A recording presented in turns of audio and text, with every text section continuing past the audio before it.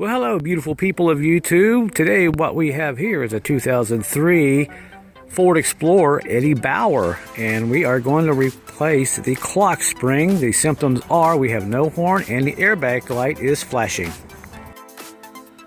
So here we are inside, and when I start it up, the first thing you will notice is the airbag light, which is right over here, it will start to flash. Now, those flashes are actually code. If you know how to read them, you'll get a quick flash, which will represent the number 1. Or if you'll get 2 flashes, it'll represent the number 2. Now, this one here has 1 flash, and after that, it has 9 flashes. So let's go ahead and start it up, and we'll show you the flashes.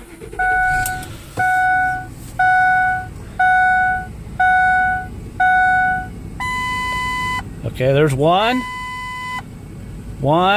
2, 3, 4, 5, 6, 7, 8, 9. All right, that means the number is 19, which is a code, and that code says that the driver's side airbag is bad. Also, the second symptom, no horn. The horn does not work. There's a clock spring in here. We're going to take apart, and we're going to make it easy for you so you can fix your own. Okay, for this job, it's going to be pretty simple. We're going to need a Phillips screwdriver. Get yourself a little tiny straight screwdriver, a 5.5 socket, and also we will have to have a little 10 millimeter socket to get a couple of bolts off in the back. And also the steering wheel is going to be held on by one of these guys. And these guys here are, looks like this is going to be a T50. It is a bit. Now this is a security bit. It'll still work just fine because I don't have any regular bits. And we've got to go ahead and start disassembling this. Now, the first thing we've got to do is go in the back here. We got these little clips. We got 2 on each side. 1 on each side, I should say, a total of 2. We pull this off here.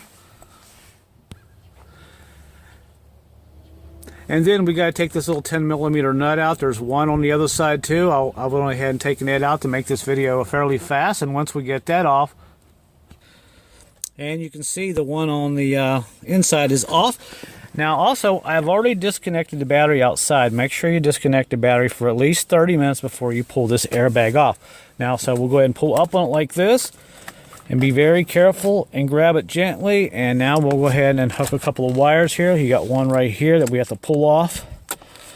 Now we'll lay it down a little bit, and we got this little red clip here that we got to take off. Pull that off just like that, and we'll set this off to the side. Now sometimes these little clips, if you use just a little tiny screwdriver to get in here, it will help release those. Okay, great. Now we're doing wonderful. Now we'll take our bit here and we'll go ahead and take this screw out. And you can probably take this out with a regular socket. And there it is. So put this off the side and don't lose it.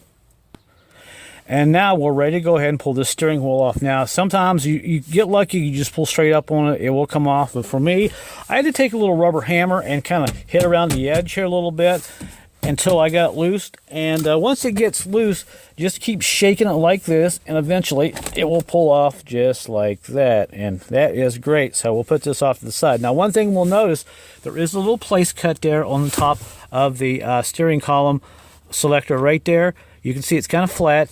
Don't worry, because this will only go on one way, and you can see there it is on that. So when we put this back together, we shouldn't have any issues.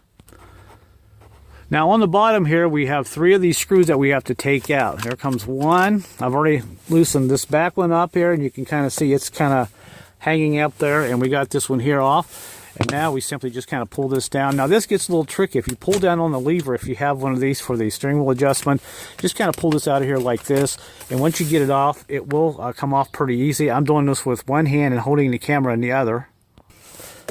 And it makes it just a little bit difficult sometimes when I do that. And I only do it for you guys because I love you and I know you got things you want to do and you want to save some money. And now we'll go ahead and pull this apart like this. Now, like I said, I may have to briefly set my camera down to go ahead and get this all the way out. Let's see. Oh, there we go. Okay.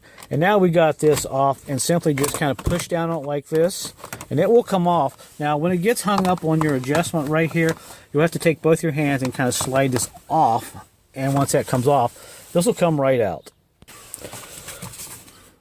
And that'll be just like this. All right, wonderful.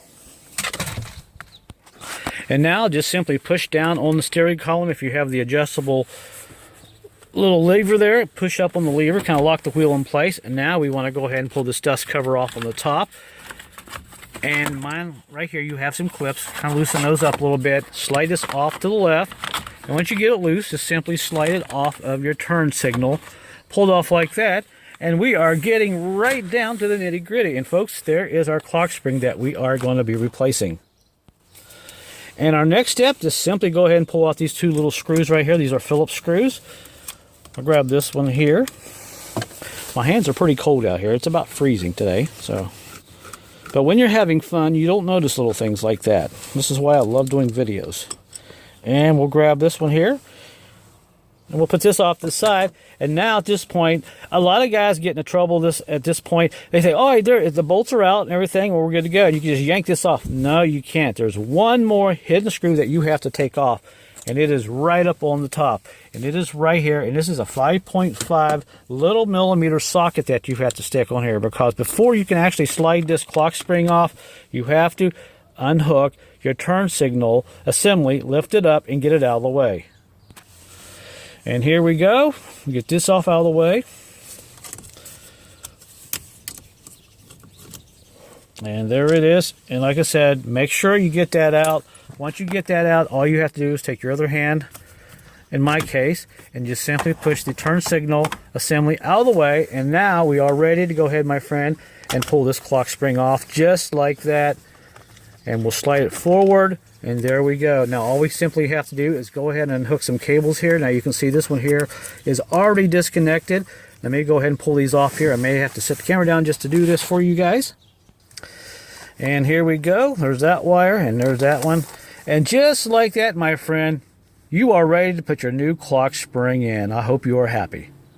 All right, now, so there's the old one and here's the new one. Now you can buy these up to about I think the price is about $150 to $200, but I picked the used one up on eBay for less than $50 with free shipping. And the guy said he wouldn't guarantee it. And sometimes when you want to go that route, you can really save yourself a lot of money. So all we have to do now is do the reverse order. I'll go ahead and set the clock spring up like this. And start putting our wires back in just like that. And now we'll go ahead and set this back up on the steering wheel. Now on this one here, I have a little place on the back of the steering wheel where this little plastic cover will slide right back on just like that. And once we get that on there, all we have to do is go ahead and start hooking up a few more wires and putting everything in reverse order. Now when you get to this point, make sure that you get your little clips right there. Push in, you'll hear a click. Just like that. And you are ready to go ahead and finish up this job. And we'll simply go ahead and put our screws back in reverse order. There's one. Get that kind of snug there. Doesn't have to be terribly tight. And we have our second one right here. We'll put back in. And we'll tighten that down. Actually, you know what?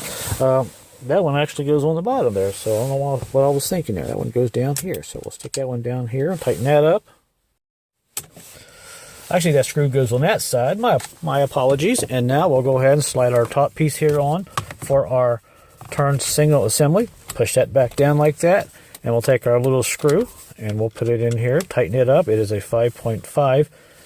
And once we get that tightened down, really all we have to do is go ahead and start putting our dust covers back on and all that. And we're just about done. So I'll go ahead and do that. We'll come back and start the car up and check our horn and see if that airbag light is off. All right, we're just about done to the nitty gritty. That's on. All we gotta do is put our airbag light on, our airbag on, I should say, and hook up a few wires, and we're ready to start this up and see if it's going to work. All right, we're tightening up our very last screw to hold the airbag on, and then all we have to do is put our little dust cover on here, which is right there. Put that on there. There we go. And we are done now. So here goes the big test.